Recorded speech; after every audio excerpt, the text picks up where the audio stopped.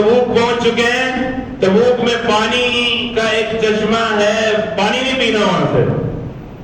اب پیاس لگی ہوئی ہو، اتنا لمبا سفر کیا وہ، وہاں پہنچے دیکھا تو واقعی ایک چشمہ ہے، لیکن پانی کئی لمحوں کے بعد ایک قطرہ گرتا ہے، ایک قطرہ گرتا ہے.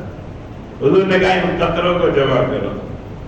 قطروں کو جمع کیا اور میرے آقا نے انگلیاں رکھی، ساتھ چشمے کے رکھی، ایسا فوارہ پھوٹا کہ وہ 30,000 سے زائد لوگ پانی سے ایسے سیراب ہوئے، برتن بھر لیے.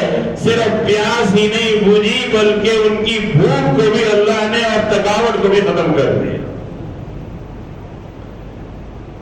میرے عزیزو، سطر کا خیال رکھنا اس موسم میں بہت ضروری ہے. میرے آقا نے فرمایا قیامت اور جہنم میں جو بڑی تعداد عورتوں کی دیکھی گئی وہ اس لیے کہ وہ کپڑا پہننے کے باوجود ننگی ہیں،